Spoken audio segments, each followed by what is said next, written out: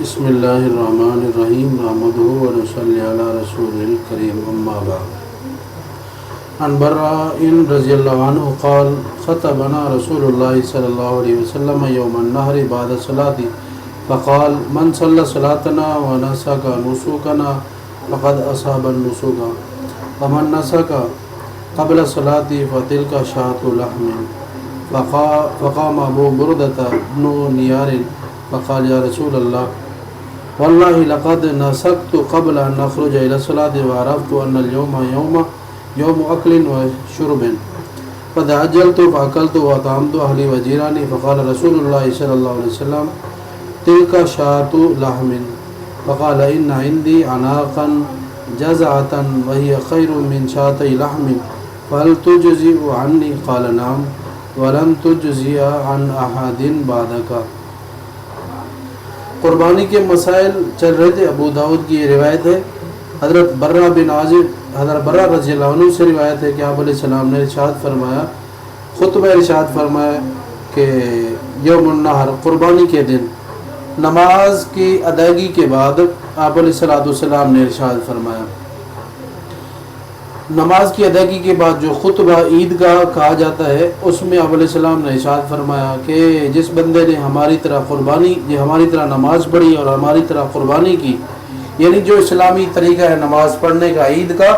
اور اسی طرح قربانی کے کرنے کا، فقط اصاب النسک کا، گویا کہ اس نے صحیح قربانی کی۔ اور جس نے قربانی کی ومن نسک قبل صلاتی، جس نے نماز کی ادائیگی سے پہلے قربانی کر لی، بس یہ اس کا گوشت بکری کا گوشت ہے، یعنی یہ گوشت کھانا مقصود ہے، قربانی کا جو ثواب ہے وہ نہیں ملے گا۔ جس بندے نے قربانی کی نماز کے ادا کرنے سے پہلے قربانی کر لی۔ حضرت ابو بردہ بن نیار رضی اللہ عنہ کہتے ہیں کہ میں نے عرض کیا اللہ کے رسول، میں نے نماز ادا کرنے سے پہلے قربانی یعنی جانور ذبح کر دیا تھا، اور مجھے معلوم یہ ہوا تھا کہ شاید یہ جو دن ہے قربانی کا دن کھانے پینے کا دن ہے، اس لیے میں نے جلدی کی اور جانور ذبح کیا اور اس کے بعد خود کھایا اور پڑوسیوں کو کھلایا۔ آپ علیہ السلام نے ارشاد فرمایا یہ بکری کا گوشت ہے، یعنی محض یہ گوشت کھانا ہے، یہ قربانی نہیں ہے۔ پھر عرض کیا کہ میرے پاس ایک بکری ہے کہ جو موٹی تازی ہے، اور یہ دو بکریوں کے گوشت سے زیادہ بہتر ہے، یعنی اس کا گوشت ایک بکری سے زیادہ ہے،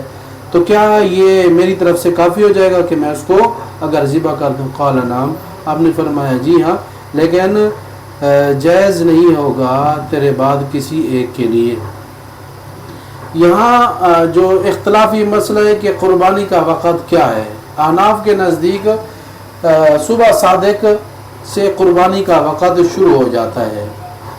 البتہ جو شہر اور دیہات ہے اس کا تھوڑا اعتبار ہے، اس کا فرق ہے۔ شہر والوں کے لیے مزید احناف کے نزدیک شرط یہ ہے کہ جب تک نماز شہر میں نہیں ہوگی اس وقت تک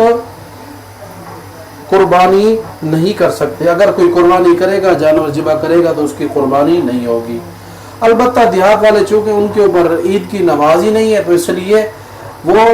اگر عید کی نماز پڑھے بغیر صبح صادق کے بعد صبح سویرے ہی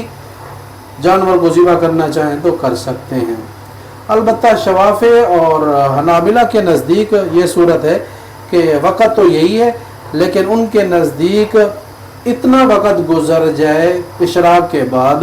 اتنا وقت گزر جائے کہ جس سے خطبہ اور نماز پڑھی جا سکتی، اس کے بعد پھر یعنی ان کے نزدیک خلاصہ یہ کہ نماز ہو یا نہ ہو، لیکن اتنا وقت گزر جائے کہ جس میں خطبہ اور نماز کا وقت گزر جائے، اتنی مقدار کے بعد قربانی وہ کر سکتا ہے۔ تو یہ اختلافی صورت ہے۔ بہرحال یہاں جو آپ علیہ السلام نے منع کیا، چونکہ شہر میں ایک واقعہ پیش آیا کہ صحابی نے صبح سویرے جلدی بکری ذبح کر لی، تو اس صورت میں آپ علیہ السلام نے فرمایا کہ تمہاری قربانی نہیں ہوئی۔ پھر عرض کیا میرے پاس اس کے علاوہ ایک اور بکری ہے جو سال کی پوری نہیں ہے، موٹی تازی ہے، دو بکریوں سے اس کا ڈبل گوشت ہے، تو کیا یہ میرے لیے جائز ہے کہ میں اس کی جگہ دوسری بکری قربان کر دوں؟ تو آپ نے فرمایا تیرے لیے صرف جائز ہے تیرے بعد کسی اور کے لیے ایسا نہیں ہے، اس لیے کہ بکری میں جو شرط ہے وہ 1 سال کی شرط ہے۔ 1 سال سے پہلے اگر کسی نے قربانی کے طور پر بکری ذبح کی تو اس کی قربانی نہیں ہوگی، اس لیے کہ بکری میں کم سے کم جو ہے شرط ہے وہ اس کی 1 سال کی عمر ہو، 1 سال سے اوپر ہو۔ اور البتہ دمبے کے اندر یہ ہے کہ وہ 1 سال سے کم بھی ہے، 6 مہینہ یہ سے اوپر موٹا تازہ ہے تو اس کی قربانی درست ہے۔ اگلی روایت میں بھی یہی ہے، آپ علیہ الصلوۃ والسلام نے ان کے لیے جو اجازت دی ہے باقی کسی کے لیے اجازت نہیں ہے۔ یعنی آپ علیہ الصلوۃ والسلام نے اگر بکری کے اندر اجازت دی ہے تو یہ ان کی خصوصیت ہوگی، اور آپ علیہ السلام کی خصوصیت ہے کہ آپ علیہ السلام نے بعض کے لیے اجازت دی ہے، وگرنہ اصول سب کے لیے، امت کے لیے شرعی جو فیصلہ اور فتویٰ وہ یہی ہے کہ قربانی میں جو بکری کی یا دیگر جانوروں کی جو عمریں ہیں ان کی پوری ہوگی تو قربانی ہوگی ورنہ نہیں ہوگی۔